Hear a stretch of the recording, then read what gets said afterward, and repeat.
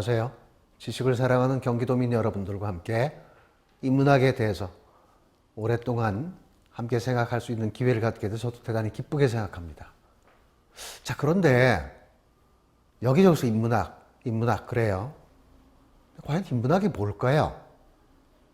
인문학을 정의하는 방법은 참 다양합니다.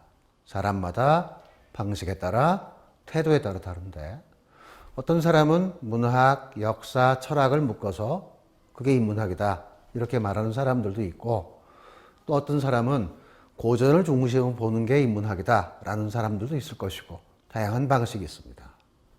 저는 좀 달리 생각합니다. 이 달리 생각한다는 게 또 다른 인문학 이런 건 아니에요. 그것을 바라보는, 해석하는 방식 이 정도라고 말씀을 드릴 수 있는데, 저는 인터스텔라라고 하는 영화를 들어서 한번 사례를 한번 들어보죠. 인터스텔라, 그게 인문학입니다. 좀 생뚱맞죠? 인터스텔라가 왜 인문학일까요? 인터스텔라라고 하는 영화의 뿌리가 되는 어떤 지적 토대는 상대성 이론입니다. 우리가 아인슈타인이라는 사람도 알고 상대성 이론이라는 것도 대충 들어서 사실은 알아요. 하지만 솔직히 깊이 정확하게 아는 사람은 거의 없습니다. 물리학자? 그 가운데도 양자물리학 하는 사람들이나 제대로 알고 있고 그냥 이름만 들어서 알 뿐이죠. 아인슈타인의 상대성 이론은 순수과학입니다. 그건 인문학 아닙니다. 인터스텔라는 인문학입니다. 그럼 왜 그러냐? 인터스텔라라고 하는 영화를 통해서 시간이 바뀌면 나와 세계와의 관계 방식, 나와 타자와의 관계 방식, 더 나아가서 나와 나, 즉 내적 자아와 외적 자아의 관계 방식이 어떻게 바뀌는가, 혹은 어떻게 바라볼 수 있는가, 그 문제를 던지는 게 바로 인터스텔라라는 영화지요. 따라서 그 주제 전체를 놓고 보면 그게 인문학입니다.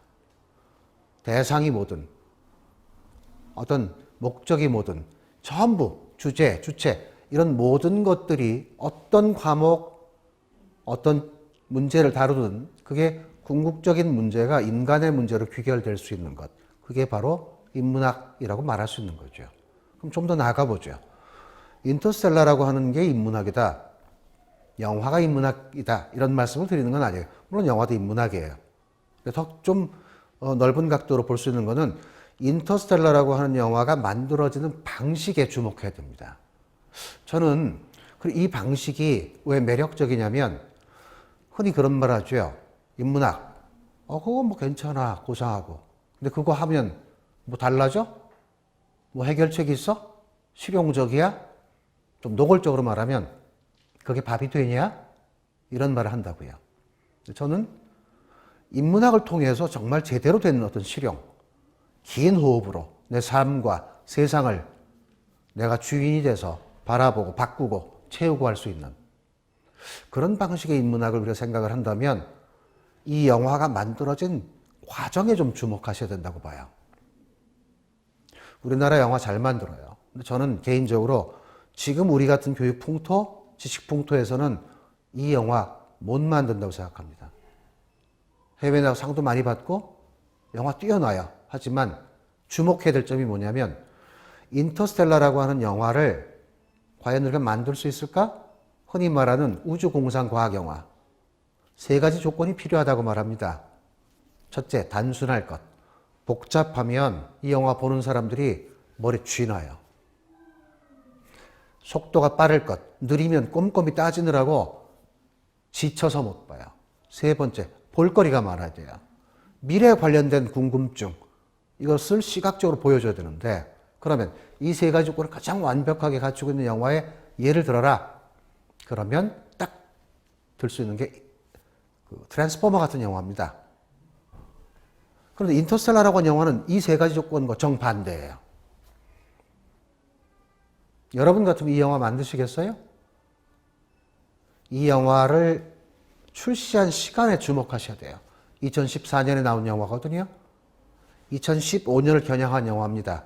2015년이 무슨 해일까요? 아인슈타인의 상대성 이론이 세상에 나온 지 100년 되는 해입니다. 영화를 만들 때는 미리 기획하죠. 그럼 누군가 맨 처음에 제안을 했을 거예요. 이런 영화 만들자. 만약에 여러분이 그 회의에 그 거기에 참석을 했다면 그 멋진 생각이야. 그런 영화 한번 만들어보자. 그랬을까요? 야, 영화사가 무슨 자선회사냐? 교육기관이냐? 너 미쳤냐? 아마 그랬을걸요? 어떻게 해서 이런 영화가 설득이 됐을까요? 앞서 말씀드린 것처럼 2015년이라고 하는 특별한 의미 때문입니다. 아인슈타인의 상대성 이론이 100년 되는 해, 2014년에 영화가 나오고 15년에 본격적으로 세상에 알려지게 되면 사람들이 아인슈타인의 이 상대성 이론에 대해서 많이 접촉하고 노출이 되겠죠. 특별 세미나, 심포지엄, 국제 포럼, 기념 우표가 나온다든지 신문, 잡지, 텔레비전에서 특집이 나온다든지 자연스럽게 아인슈타인의 상대성 이론에 대한 접촉을 하게 돼요. 그 내용을 다루고 있는 영화, 매력적이지 않아요? 이 시기를 놓치면 아마 150주년까지 기다려야 될 겁니다. 이게 차이예요. 똑같은 문제를 보더라도 실용 그러면 당장 내 손에 얼마를 쥐어주느냐, 이런 식으로 자꾸 실용을 생각하는데, 그러면 당장 10원은 벌 수 있을지 모르지만 긴 호흡으로 지속적으로 돈을 벌 수는 없겠죠. 실용을 돈으로 꼭 따지면 좀 천박한 느낌도 들지만 실제로 우리가 가장 중요하게 생각하는 게 그런 문제니까. 인문학 너무 고상 떨 것도 없어요. 그러면 고생만 합니다. 인문학이라고 하는 것을 통해서 나와 세상을 읽어내는 방식, 그리고 그 사이에 있는 삶을 바라보고 궁극적으로 나 자신에 대해서 깊숙이 바라볼 수 있는 그 내적 힘을 길러내는 것이 과연 바로 인문학이라고 말할 수 있는 겁니다. 인문학은 지식 자체가 아니라 그 지식을 통해서, 혹은 그 지식을 매개로, 혹은 그 지식을 통해 생겨난 궁금증, 상상력, 이런 것들을 내가 주인이 돼서 던지는 질문, 거기에서 비롯되는 겁니다. 따라서 그냥 고상한 지식, 품격 있는 교양, 그런 것들을 인문학이라고 생각을 한다면 저는 그건 잘못된 거라고 생각해요. 물론 뭔가를 많이 보고 느끼고 채우고 중요한 일이겠죠. 그런데 지식은 쌓였는데 그게 내 삶을 변화시키지 못해요. 그럼 무슨 소용이 있을까요? 흔히 그런 말을 하잖아요. 머리에서 가슴으로 내려가는 길이 가장 멀다고. 이건 암 따로 삶 따로. 그래서 그런 거예요. 오늘날 우리가 인문학에 대한 갈증을 느끼는 이유 중에 하나는 바로 그러한 분리 혹은 괴리, 아는 것 따로 사는 것 따로, 이 문제를 어떻게 채울까 하는 고민, 불안감, 혹은 이건 좀 심한 말일지 모르지만 결국 자기 불신이에요. 확신이 안 서니까. 이런 문제에 대한 어떤 고민이 인문학적 열풍과 밀접하게 연관이 돼 있을 겁니다. 자, 그러면 다시 한번 정리를 해보죠. 어떤 과목, 어떤 문제를 다루든지 그 궁극적인 목적, 대상, 주제, 주체가 인간이라고 하는 문제로 귀결되는 것이 인문학이다 라고 말한다면 여러분들은 과연 무슨 인문학을 혹은 무슨 인문학적 주제를 선택하고 싶습니까? 이런 주제가, 이런 문제가 빠져 있으면 지식은 쌓일 수 있죠. 교양도 있죠. 어디 가서 말할 수도 있고. 그런데 그게 들어와서 과연 나한테 뭐가 되죠? 내 삶이 어떻게 바뀌었죠? 적어도 사실 지금 우리가 인문학을 하는 문제는 좀 늦은 문제입니다. 늦게 인문학에 대해서 갈증을 가졌고, 인문학이라고 하는 것이 어떤 유행이라면 유행을 탔고, 그래서 많은 사람들이 관심을 갖고 있고, 그래서 이런 프로그램도 사실 만들어지는 거죠. 이 단계를 하나 넘어가지 않으면, 혹은 적어도 그런 태도를 우리가 미리 어느 정도 결정해 두지 않으면 적당한 지식, 고상한 어떤 교양, 거기에서 멈추고 말 뿐이고 그게 내 삶을 바꾸지도 않을 거고 세상을 변화시키지도 못할 겁니다. 그런 식으로 소비되는, 여기서 소비라고 하는 말을 저는 강조하고 싶은데, 그냥 막연하게 소비되는 지식체계, 알매어떤 방식, 교양, 이 수준을 지향하고 그것을 통해서 내가 바뀌고 세상이 바뀌어가는 어떤 지향, 이것을 먼저 딱 설정하는 것, 그것이 지금 우리 경기도민이 가지고 있는, 혹은 이 프로그램이 전체가 향해서 가는 그런 목적점이 아닐까, 그렇게 생각합니다. 그러면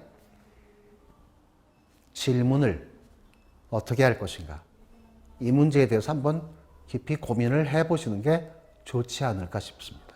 나중에 철학할 때 이 문제를 다시 다루겠지만, 질문에서 인문학이 시작된다라고 해도 과언은 아닐 겁니다. 앞으로 20강 내내 이 문제를 기억해 주시면 좋겠습니다. 누가 해놓은 지식, 결정체, 결산물, 그거를 내가 얻어서 그걸 내가 써먹거나 혹은 어디 나가서 어떤 지식과 교양을 자랑하는 그런 수단으로 쓰겠다, 그게 아니라면 그 내용이 중요한 게 아니라 어떻게 저런 생각을 하게 됐지?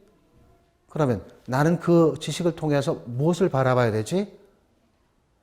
이 문제의 중심 바로 나지요. 그게 인문학 뿌리입니다. 뿌리 없이 줄기나 가지가 혹은 잎이 펼쳐질 수는 없는 거지요. 똑같습니다. 그 뿌리를 반드시 확보해야 우리가 원하는 인문학, 우리 사회가 지향해야 될 어떤 인문학, 이런 문제가 모두에게 깊은 고민, 성찰, 그리고 좋은 결실, 이렇게 나타나지 않을까 싶습니다. 앞으로 남은 20강 동안 이 문제를 여러분들과 함께 생각하고 교환하고, 물론 이 화면을 통해서 여러분과 함께 말할 수는 없지만 같이 문제를 던져놓고 그 문제에 대해서 저 사람은 저렇게 생각하는구나, 저렇게 생각할 수도 있구나 라고 하는 것만 생각을 해도 이미 그건 내 질문과 연결되는, 그냥 습득하려고 하지 마시고 왜 저런 생각이 나왔을까? 어떻게 하면 저런 생각이 가능할까? 이런 문제를 계속해서 되풀이해 주시기 바랍니다. 고맙습니다.